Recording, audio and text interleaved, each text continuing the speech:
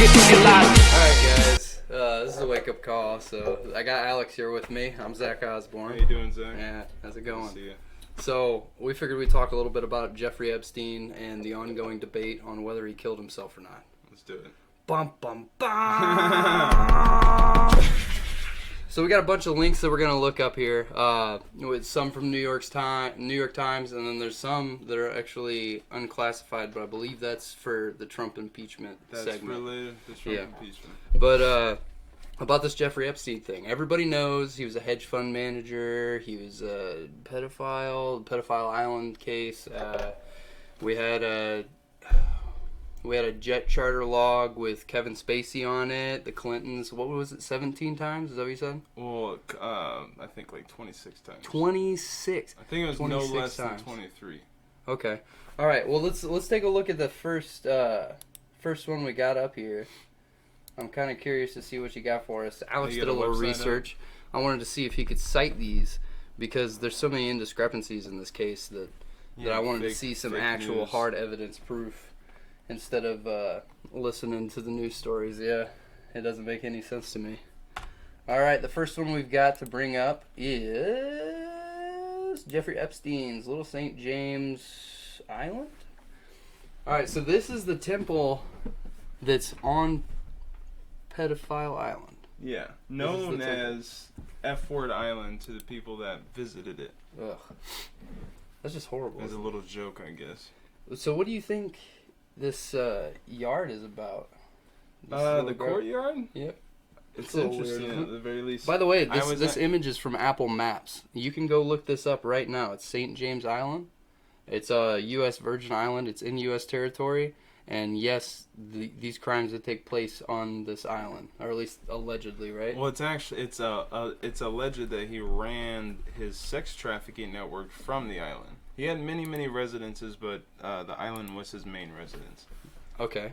So he lived there too. Oh, he lived there. Yeah, 100%. I didn't know that. Yeah. I figured he had, New York lived apartment. there, and I imagine his alleged clients, he would he would bust them there. It said how it's alleged. Again, alleged. Allegedly. What were his charges? This time or back in 2008? Rattle them both off. I have no idea. Well, in 2008, he was charged with, I think it was solicitation and procuring of a girl under 18. So that's sex trafficking. And what he was doing was, his scheme is that he would find girls from broken homes. He would pay them to perform, sexually. He would pay them to do what he was in trouble for, and then he would pay them to go out and recruit other girls. Ooh. So it became almost like a pyramid scheme. What were his latest charges? The latest charges is what he was in on when the supposed. Yeah, his latest charges is sex trafficking of minors, going all the way back to the early 2000s. And is this alleged, or was he already convicted when he was in? He wasn't convicted. He was awaiting trial, and right before he died, I think it was the day before he died, a big dossier of his flight records, and I think the main thing was the flight records that come out the day before he died. Ooh. Like a big dossier of people he knew. I heard there were reports of there are other inmates saying he was in good spirits the day before. Right, and his cellmate was actually transferred out of his cell before he was dead. day before. The day before, I think or it was the day before he died. Really? Yeah. See, that's a big deal. And his. So he was on suicide watch in a suicide-proof room. And there's debate whether he was taken out of suicide watch before he died or whether he was not. But it wouldn't make sense because he didn't have a doctor. He didn't have approval from a doctor. He was just put into suicide watch. So you know what I mean? What sense would it be for the doctor to be like, "Oh, you're okay now"? The prison decided this. It wasn't an actual medical. Yeah, he was put on suicide watch because he was found. I think it was like July 23rd ish. Let me quick roll. Well, he was found about 2 weeks before he died. He was found cardiac arrest in his cell with bruising on his neck, and then he was rescued in the hospital. Then they put him on suicide watch, and then about 2 weeks later, he was found dead from hanging in his cell. But I also heard the cameras were conveniently off. Well, the FBI took the cameras. Yeah. The FBI took the cameras. Yeah, the FBI took the cameras to investigate him, and I think did I send something to? I think I got something for that. Okay, so here's the article. Because this is New York Post. Because they weren't working. They didn't capture anything before, during, or after his death. And it said really, authorities. This is the first paragraph. Authorities have sent 2 cameras that malfunctioned outside of Jeffrey Epstein's Manhattan jail cell, where he supposedly hung himself, to an FBI crime lab for examination, according to law enforcement sources. The cameras were positioned within view of the accused sex trafficker's cell, but the footage that they captured was said to be unusable? People familiar with Epstein's suicide investigation told the Washington Post it was unclear what caused them to malfunction. Really? Yes, sir. Okay. And people say you can't kill yourself in these suicide-proof rooms. They even give you the blankets. They give you tear-like paper, so you couldn't hang yourself with a blanket. And it said that the way he sustained injuries from his hanging that you would only sustain from being choked. Really? Being choked to death. Yeah, like violently choked to death. And was that in the second coroner's examination? That was the second coroner. Okay, so the first one got, what was it, pushed back? The New York coroner said he killed himself. Well, first of all, she delayed her findings for like a week. Right. Said, I don't have enough information. That's what they said. Which is right here. Then they came out and said, oh, he died of suicide. That's like no ifs, ands, or buts. New York City medical examiner pushes back against claim Jeffrey Epstein's death was a homicide. This is the family, Channel 4 New York on NBC. Yeah, the family, Jeffrey Epstein's family hired the famous pathologist. He was on a TV show. He worked on JFK's death. And then the pathologist said, basically no way, he killed himself. Okay, so he was killed. Baden, is that the second coroner's last name? I couldn't tell you. I'm guessing. Epstein was found dead August 10th in his cell I would guess at the Metropolitan Correctional Center with a bedsheet around his neck. He'd been held there since his July arrest on federal sex trafficking charges. Baden, which I assume to be the secondary coroner they had, in place of the first, because private. Right. The private. Okay. So private coroner.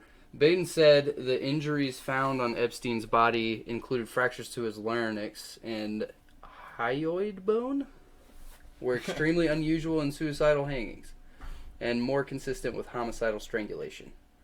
There's evidence here of homicide that should be investigated to see if it is, if or isn't homicide, he said. And then basically the New York coroner came out and said, "You don't know what you're talking about. You're full of crap. Like he killed himself. No ifs, ands, or buts. Stop talking about it." And that was it. Nothing to see. Yeah, no one's really talked about it ever since, except for I did hear. What'd Wait, you hear? Today? What'd you hear? No, I was just talking about the guards. What about the guards? The guards at the time of his suicide being asleep or whatever they were. Yeah, they were asleep. Well, that's what they said. Yeah. They said, "Oh, we were asleep." So is it common practice to go to sleep on your shift, or I don't understand? You're supposed to make. I think it's every 30 minutes. You're supposed to check on them in a suicide watch. Really? And I think the lawyer was the one that said he was dead for like 3 hours by the time rigor mortis had started. So he shouldn't even have been. Yeah. And then they said, why would they call an ambulance for a dead guy? Like, why don't you just call your staff, you know what I mean, to come take care of everything, you know? And they said that even moving him could have destroyed evidence, could have done this, could have done that. Maybe he just sustained those injuries when they were moving him. I don't know, you know? Right. But that's it, yeah. I mean, that's the thing. What there's if it's really not enough information, but there's so many indiscrepancies. The guards were asleep.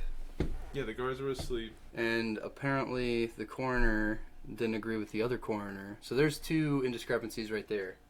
Plus we've got What was the whole Clinton fiasco? Why were the Clintons involved with him at all? People think that the Clintons killed him, or what's the motivation? To protect themselves, because maybe they could be involved in.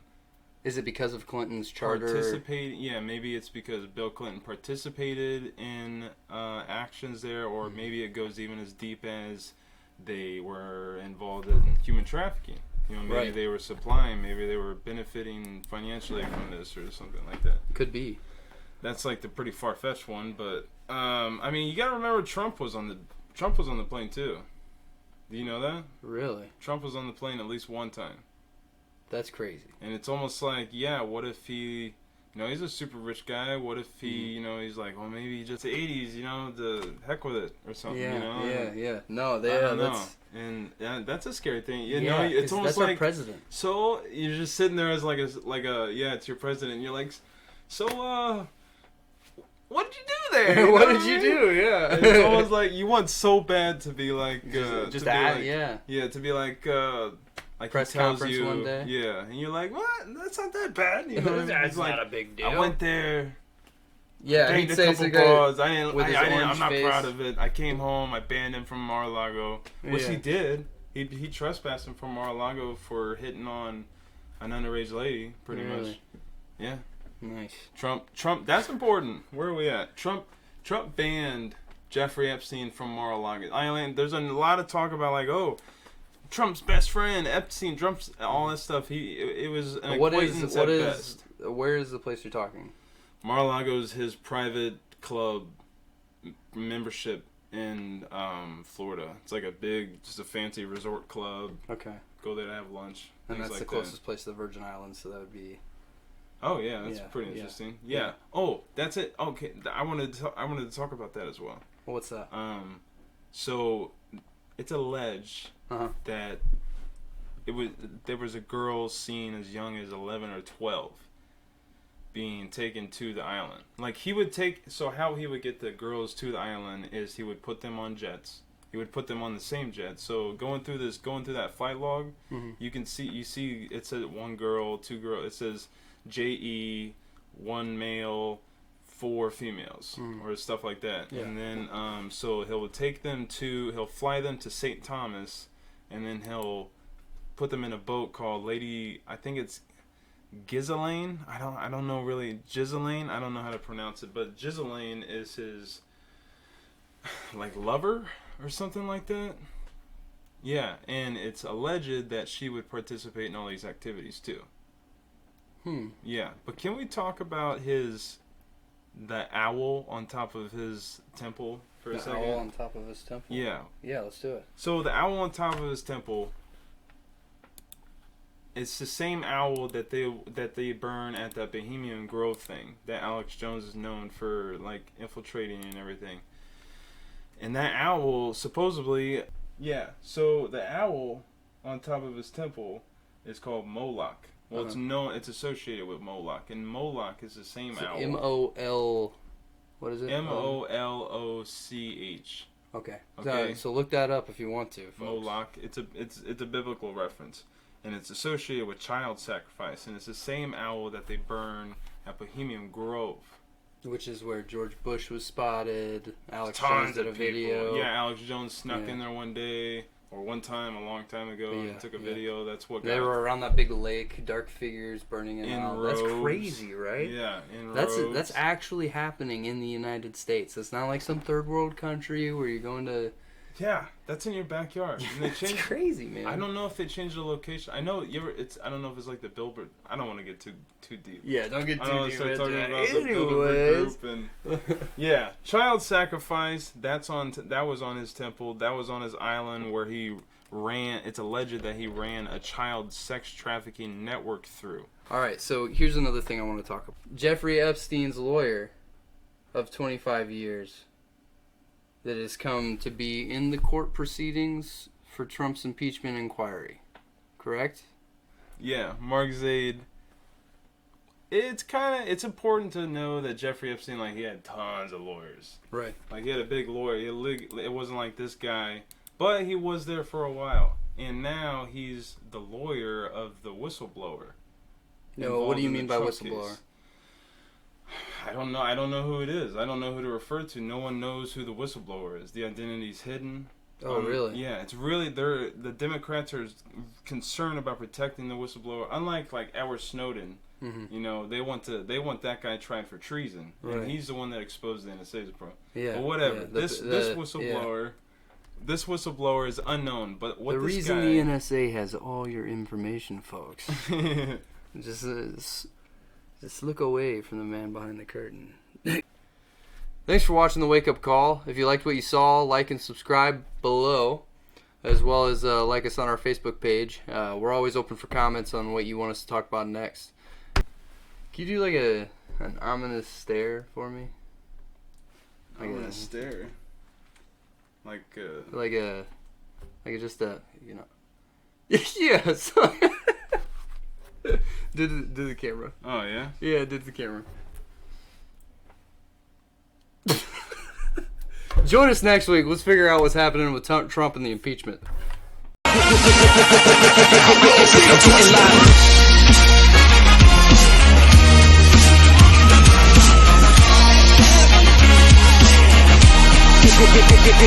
Get live.